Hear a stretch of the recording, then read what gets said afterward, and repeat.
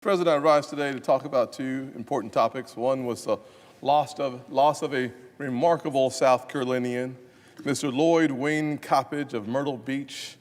Went to be with the Lord on July the 19th at a young, spry age of 80. Lloyd Coppedge, a great American and a great friend of mine, was a devoted husband, father, grandfather, great-grandfather, and a dedicated friend. He had a business career marked by both heart and integrity.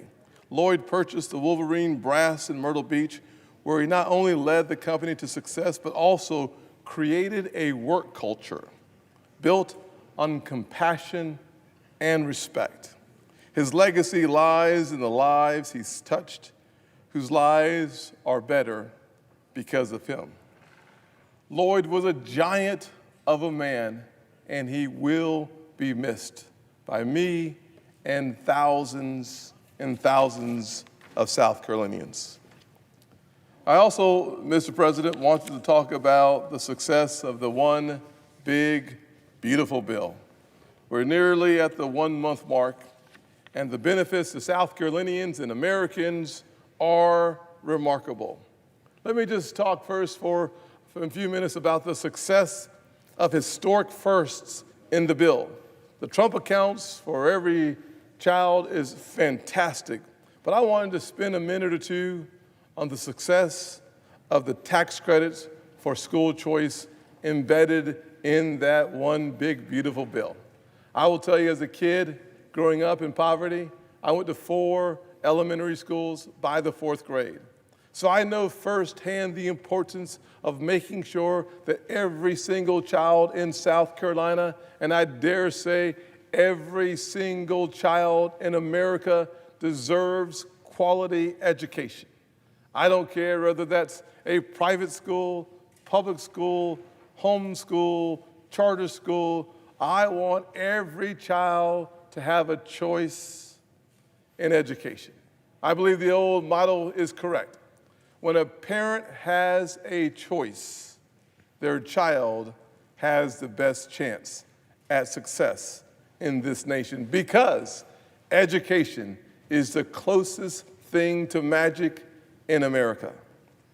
We can also celebrate the continuation of opportunity zones made permanent in that big, beautiful bill. I will say without any question, in 2017, in the Tax Cut and Jobs Act, we passed, for the first time, my Opportunity Zone legislation. And as a result, over the last nearly 10 years, less than 10 years, we've seen over $90 billion invested in high poverty communities across our nation. And at home in South Carolina, we have 135 designated areas. And in those areas, we've seen over 18,000 jobs created, almost 4,000 housing units since its inception, and all of that nationwide with less than a 5% gentrification. We also wanted to target education in a different way, making sure that we would allow coaches and athletic staff to claim out-of-pocket job-related expenses on their taxes, just like we do for classroom teachers. So many American educators, too many coaches have to reach into their own pockets to make sure their students and their athletes have what it takes, not only on the field, but in the classrooms and even at home. There's benefits in the big, beautiful bill for every single South Carolinian, whether it's job creation, lower taxes, or stronger communities. The one big, beautiful bill brings home so many resources for thousands of South Carolinians. I think about the campaign promises made on the trail. Those same promises are producing for hardworking, middle-class Americans. I think about my good friend who has a professional career waiting as a waitress. Jackie States is her name. She benefits tremendously from lowering taxes on tips. This is a campaign promise, Mr. President, that President Trump made on the trail, and we delivered for the American people by reducing, nearly eliminating tax on tips for so many people in the service industry. I was walking through the airport and officers of the law, thank God for the law enforcement officers across this country who dedicate their lives to keeping all of us safe. But I'll never forget the comments made just a week or so ago by a few officers who are now more excited than ever to work overtime because President Trump has made it easier to keep more of their overtime wages in their pockets and not in Uncle Sam's coffers. This is good news for public safety, and it is great news for law enforcement families. Mr. President, our President Trump went a step further when he said he wanted to reduce the taxes on our senior citizens living every day. Some of them paycheck to paycheck. So what did our president do? He lowered taxes on Social Security, making it easier for our senior citizens on fixed incomes to make those very difficult ends meet. This is a big win for our seniors. I could also go on about the expanding tax credits for beauty salons and barbershops, the legislation that I wrote that helps more than 1 million small businesses, many of them minority businesses and rural businesses that desperately needed the assistance.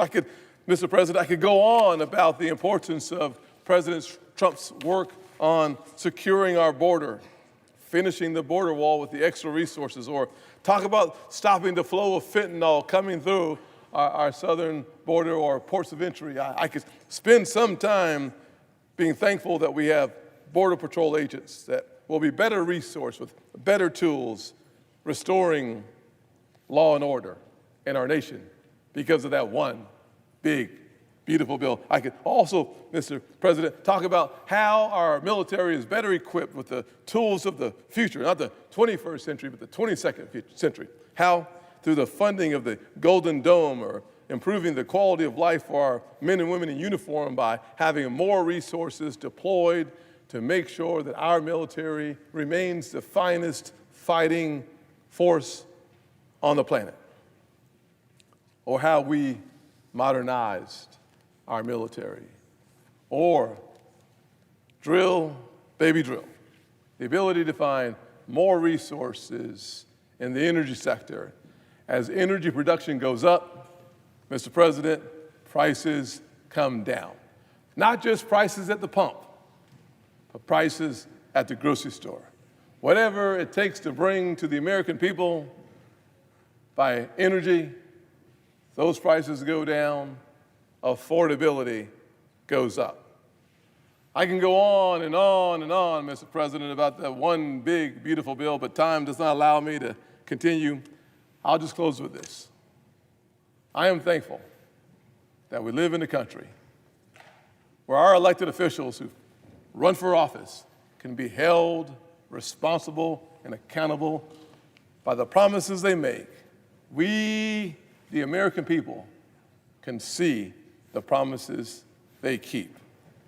And this American, Mr. President, I will concede, this American, Mr. President, I will say, is very happy that that one big, beautiful bill helps working class Americans, helps women working and earning tips, helps men in barbershops. Mr. President, I can just tell you, this is one happy American because of the benefits coming out of that one big, beautiful bill.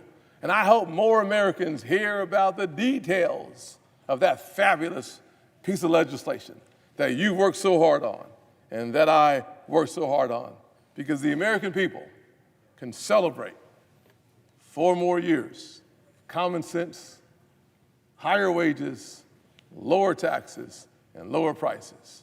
Mr. President, I yield the floor.